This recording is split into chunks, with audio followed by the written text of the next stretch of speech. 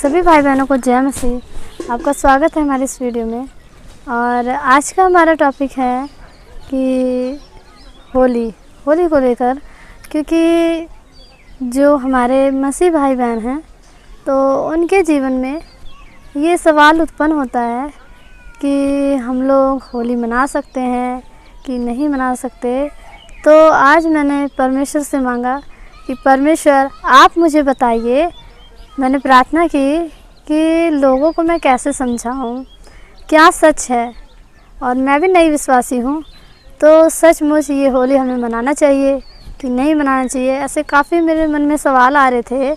तो मैंने पवित्र आत्मा से प्रार्थना करी और मैंने कहा, हे प्रभु तू मुझे बता। और जो भी कुछ हम करते हैं तो वो वचन से करते हैं हम लोग, क्योंकि परमेश्वर ने कहा है कि मैं तुम्हें ये व्यवस्था की पुस्तक दे रहा हूँ, जो इसमें लिखा हुआ है जैसा बताया गया तुम वैसा करो। किसी पास्टर या पादरी की बात नहीं कि कुछ लोग कहते हैं कि आप ऐसा करिए वैसा करें, नहीं, बिल्कुल नहीं। और आप मेरी बात से भी सहमत ना होइएगा जब तक आप पूरे संतुष्ट न हो जाएं, बाइबल में देख ना लें, वचन में देख लें कि जो मैं आपके सामने शेयर कर रही हूँ परमेश्वर का कलाम, परमेश्वर का वचन, कि ये वचन है, वचन से मिल रहा है, मैच कर रहा है कि नहीं। तभी आप लोग मेरी बातों से सहमति करिए।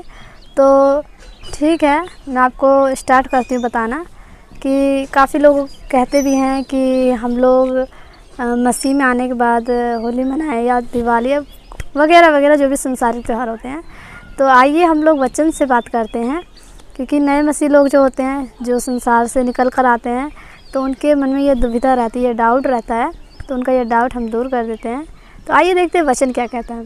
जब हम पढ़ते हैं पुराने नियम से लेवी व्यवस्था 19 अध्याय के 26 पद में, उसमें लिखा हुआ है परमेश्वर का वचन, ना तुम शुभ और अशुभ मुहूर्तों को मानना। इसका अभिप्राय है कि हमें शुभ और अशुभ, यानी कि संसार जो करता है शुभ और अशुभ, संसार की जो बातें होती हैं, ये त्यौहार होते हैं, मतलब कोई भी पर्व हुआ, ये कुछ भी संसारिक लोग कहते हैं कि ये शुभ है, ये अशुभ है, आज के दिन ऐसा करो वैसा करो, और पंडितों द्वारा काफ़ी मुहूर्त निकलवाते हैं।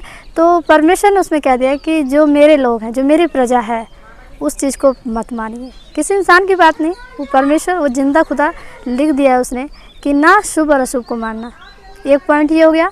और दूसरा पॉइंट, जब हम नए नियम में जाते हैं, रोमियो अध्याय पढ़ते हैं, उसके 12 अध्याय में रोमियो की पत्री, जो पौलुस जी उसमें कहते हैं, रोमियो के लिए लिखी है, रोमियो देश के लिए, तो उसकी कलीसिया थी, उस कलीसिया के नाम जब पौलुस जी कहते हैं कि मैं परमेश्वर की दया स्मरण करा के तुम्हें से ये विनती करता हूँ कि अपने शरीर को जीवित, पवित्र और परमेश्वर को भावता हुआ बलिदान करके चढ़ाओ।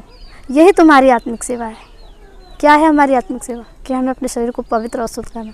और उसके बाद जब दूसरे पॉइंट में पढ़ते हैं तो वहाँ पर परमेश्वर का वचन कहता है, पौलुस जी बताते हैं कि तुम इस संसार के सदृश ना बनो।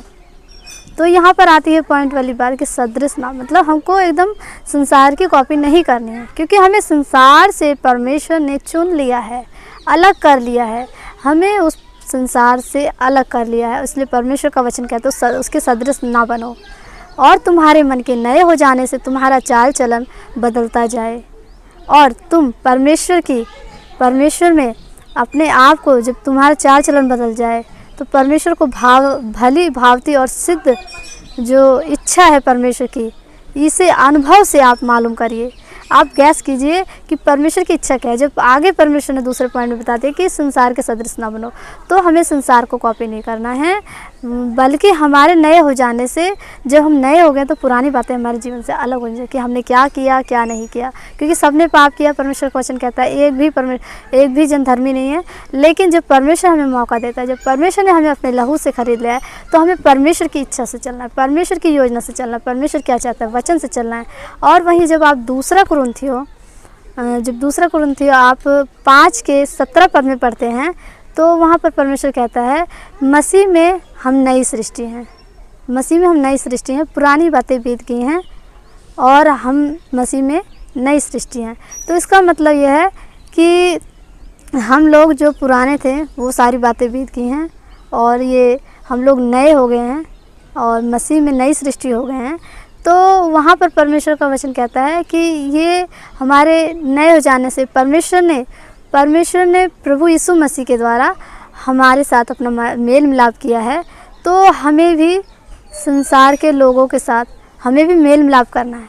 इसका मतलब ये नहीं है कि हमें संसार के जैसा करना है, संसार से मेल मिलाप करने की सेवा दी है हमें परमेश्वर ने कि तुम्हें मैं यही सेवा देता हूँ कि तुम भी जाओ मेल मिलाप। हमको उनके जैसा हमें नहीं होना है। संसार के लोगों से मतलब परमेश्वर से जैसे हम प्रभु यीशु मसीह के द्वारा हमारा मेल मिलाप हुआ, तो उन्हें हमें परमेश्वर की बातें बतानी है, कलाम क्या कहता है, वचन क्या कहता है।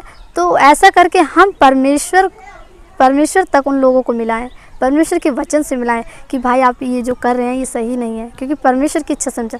ये किसी इंसान की इच्छा नहीं है कि आप सोच रहे होंगे कि हम लोग अपनी तरफ से बना कर, नहीं। परमेश्वर के वचन में आप वचन देखिए, वचन पढ़िए, और परमेश्वर का वचन यही कहता है कि तुम एक दूसरे से प्रेम करो। तो प्रेम हम कर सकते हैं लोगों से, लेकिन परमेश्वर की आज्ञा के खिलाफ जाकर नहीं। परमेश्वर पहले हमारे जीवन में है, उसके बाद संसार है, क्योंकि परमेश्वर ने 2 आज्ञाएं अपनी बताई हैं कि मेरी 2 आज्ञाएं, तुम अपने सारे शरीर सारे प्राण से परमेश्वर से प्रेम रखो। तो पहले परमेश्वर हमारे जीवन, उसके बाद संसार और रिश्ते नाते और जो भी कुछ है वगैरह वगैरह।